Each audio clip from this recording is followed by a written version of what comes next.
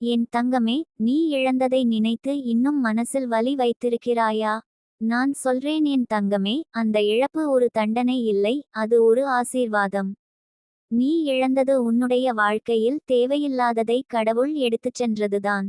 நீ பார்த்த கஷ்டம், நீ அனுபவித்த வலி, நீ அழுத இரவுகள், அவை எல்லாம் உன்னை சுத்திகரிக்க, உன் உயிரை வலுப்படுத்தி, உன் உள்ளத்தை புதிய ஒளியில் மீண்டும் எழுப்பிச் செய்வதற்காகத்தான் நடந்தது என் தங்கமே.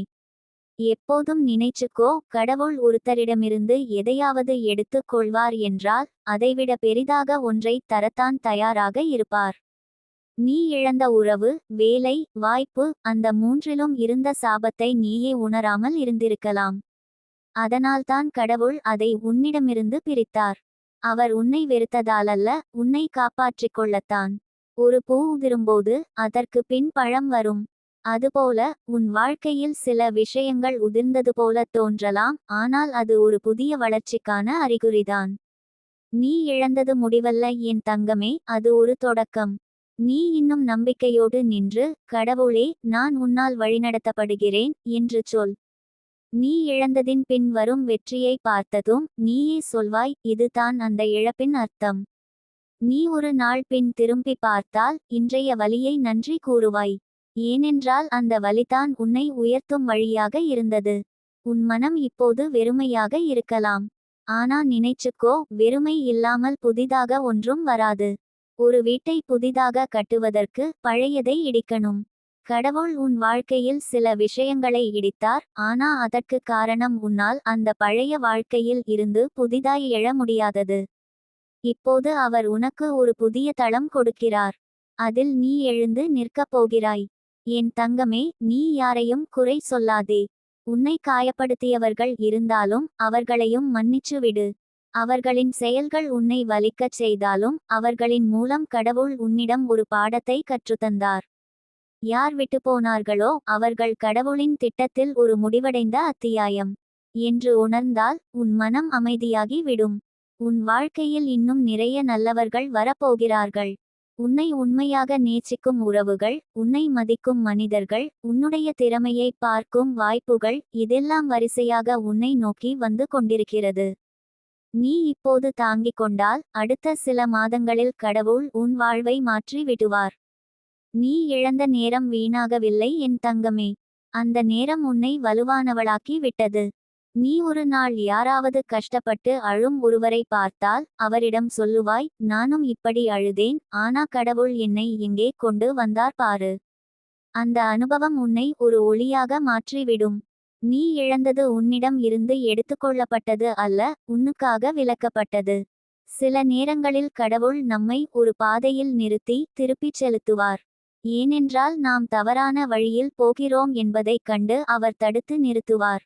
நீ இழந்தது அந்த தடையாக இருந்தால் அந்த இழப்பு உன் பாக்கியம்தான்.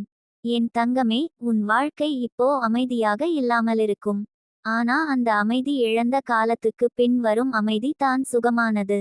ஒரு புயல் கடந்த பின் எப்படி சுவாசிக்கிறோமோ அதுபோல நீயும் இன்னும் சில நாட்களில் அமைதியை அனுபவிக்கப் போகிறாய். நீ இழந்த உறவுகள் காரணமின்றி விட்டுச் சென்றாலும் நீ காரணமின்றி காதலித்ததையும் உண்மையாய் நடந்து கொண்டதையும் கடவுள் பார்த்திருக்கிறார். அந்த உண்மை உன்னிடம் இருந்து ஒரு நாளும் போய்விடாது. அந்த உண்மைதான் உன்னை ஆசீர்வதிக்கப் போகும். நீ இதுவரை சிரிக்க முடியாமலிருந்தால் இப்போ வரப்போகும் காலம் உன்னால் சிரிக்காமல் இருக்க முடியாத அளவுக்கு நன்மைகளை தரப்போகிறது. ஒரு நாள் வரும், நீயே உன்னுடைய வாழ்க்கையை பார்த்து நம்ப முடியாமல் மகிழ்ச்சியில் அழுவாய். அது தான் கடவுளின் திட்டம் என் தங்கமே. அவர் உன்னை இழப்பின் வழியாக வழிநடத்தினார், ஆனா அந்த வழியின் முடிவில் செல்வம், அமைதி, பாசம், ஆனந்தம் அனைத்தும் காத்திருக்கிறது. உன் உள்ளத்திலிருந்து பயத்தையும் குற்ற உணர்ச்சியையும் தள்ளு. நான் ஏதாவது தவறு செய்ததால்தான் இதை இழந்தேன் என்று நினைக்காதே. நீ செய்தது சரியாயிருந்தாலும் மற்றவர்கள் புரிந்து கொள்ளவில்லை. அதற்காக நீ உன்னை குறை சொல்ல வேண்டிய அவசியமே இல்லை. கடவுள் உன்னை நியாயப்படுத்தி உனக்கு எதிராக நடந்தவர்களிடம் நீதி செய்து காட்டுவார். இழப்பு வந்த இடத்தில் ஆசீர்வாதம் மறைந்து கிடக்கும். நீ உன் மனதை திறந்தால் அதை காணலாம். நீ இன்னும் நம்பிக்கையுடன் இரு. நான் சொல்லுகிறேன், உன்னுடைய வாழ்க்கை மிகப்பெரிய மாற்றத்தை நோக்கி செல்கிறது.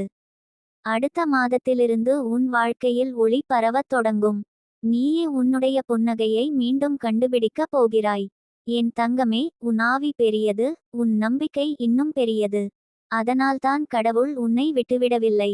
சில நேரங்களில் அவர் மௌனமாக இருப்பார், ஆனால் அவர் செயல்படுகிறார்.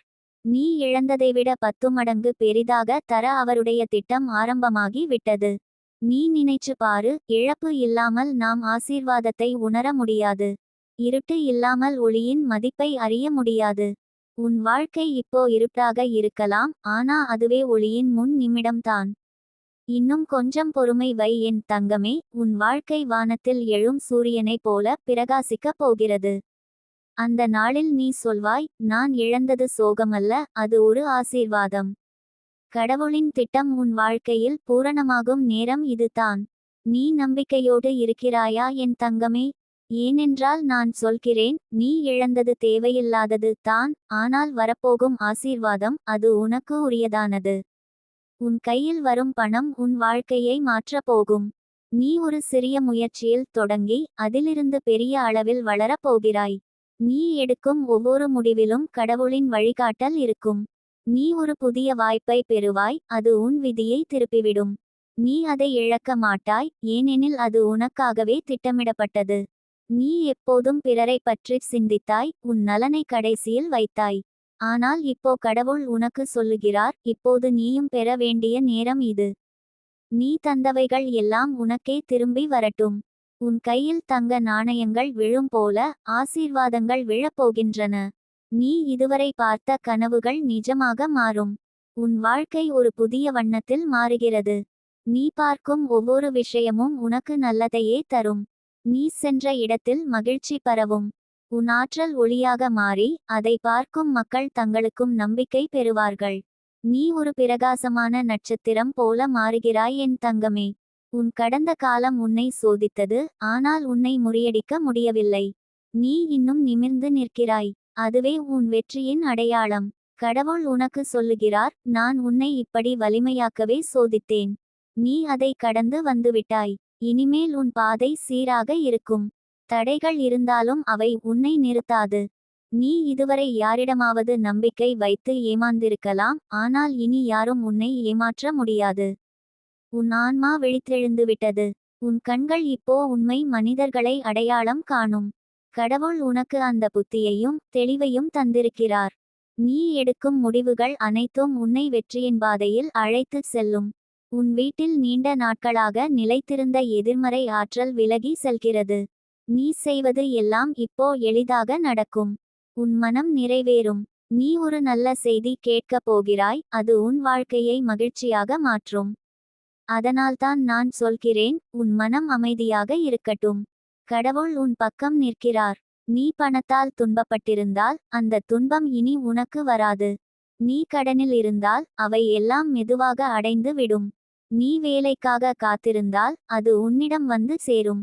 நீ வாழ்வில் ஒரு நிலைமையை அடைய விரும்பினால் கடவுள் அதை விரைவாக கொடுப்பார். நீ இதுவரை பெற்ற அனுபவம் உன்னை ஒரு புரிதல் கொண்ட மனிதராக மாற்றியுள்ளது. அதுதான் உன் புதிய செல்வம். உன் குடும்பத்திற்குள் அமைதி வரப்போகிறது. நீ அன்புக்காக ஏங்கியிருந்தாய், ஆனால் அதை இப்போ பெறப்போகிறாய். நீ இழந்த உறவுகள் திரும்பி வந்து உன்னிடம் மன்னிப்பு கேட்கலாம். உன் மனம் சுத்தமாக இருப்பதனால் நீ அவர்களை மன்னிக்க முடியும்.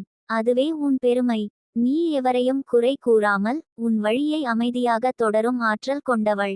நீ ஒவ்வொரு நாளும் உன்னை புதிதாக உணரப் போகிறாய். உன் வாழ்க்கையில் இனி சின்ன சின்ன அதிசயங்கள் நடந்து கொண்டே இருக்கும். நீ ஒரு சிறு ஆசை வைத்தாலே அது நடந்துவிடும். உன் குரல் கேட்டாலே கடவுள் மகிழ்வார். உன் பிரார்த்தனை வானத்தில் ஒலிக்கும். நீ பேசுவதற்குள் பலன் வரும். இதுவே நித்திகா தேவியின் அருள். நீ அன்பாக நம்பிக்கையுடன் வாழ்ந்ததால் தான் இத்தகைய அருள் உனக்கு வந்துள்ளது. உன் மனம் இப்போ தெளிவாக இருக்கிறது. நீ எதை செய்ய வேண்டும் என்று புரிந்து கொள்வாய். உன் வாழ்க்கையில் யாரை வைத்துக் கொள்ள வேண்டும், யாரை விலக்க வேண்டும் என்பதை கடவுள் உனக்குச் சொல்லப் போகிறார். நீ அந்த குரலை உணருவாய். அது உனது உள்ளத்தில் இருந்து வரும். உன் வாழ்க்கையின் அடுத்த 3 வாரங்கள் மிக முக்கியமானவை. அந்த நாட்களில் அதிசயங்கள் தொடங்கும். நீ எதிர்பார்க்காத வழிகளில் நல்ல செய்திகள் வரும். நீ உன் பணியில் உயர்வை பெறுவாய், அல்லது ஒரு புதிய வாய்ப்பு உனக்கு திறக்கும்.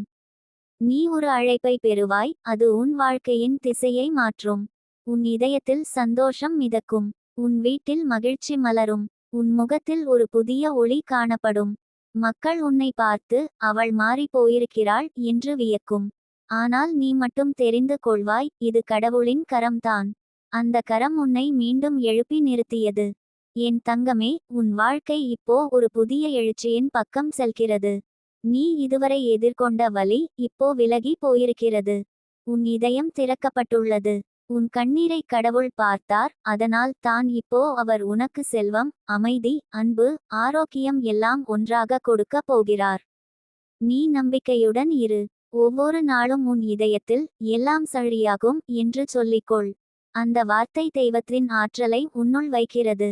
நீ சிரித்தால் வானம் சிரிக்கும். நீ மகிழ்ந்தால் கடவுள் மகிழ்கிறார். நீ வெற்றி பெற்றால் அது வானத்தின் பெருமை. எனவே என் தங்கமே, இனி பயப்படாதே. நீ தனியாக இல்லை. உன் பின்னால் வானம் நிற்கிறது, உன் பக்கம் தெய்வம் இருக்கிறது, உன் இதயத்தில் ஒளி இருக்கிறது. உன் வாழ்க்கை இப்போ முழுமையாக மாறிவிட்டது. இனி உன் கண்ணீருக்கு இடமில்லை. உன் சிரிப்பில் உலகம் ஒளி காணப் போகிறது. உன் பெயரைச் சொல்லும் ஒவ்வொரு முறை அதிர்ஷ்டம் எழும். உன் கண்ணீரை கடவுள் பார்த்தார் என் தங்கமே. அதனால்தான் அவர் இப்போது உன்னிடம் செல்வத்தை அனுப்புகிறார். அந்த செல்வம் உனது இதயத்திற்கும், உனது வீட்டிற்கும், உனது எதிர்காலத்திற்கும் ஒரு தெய்வீக ஒளி போல வந்து நிழலிடப் போகிறது.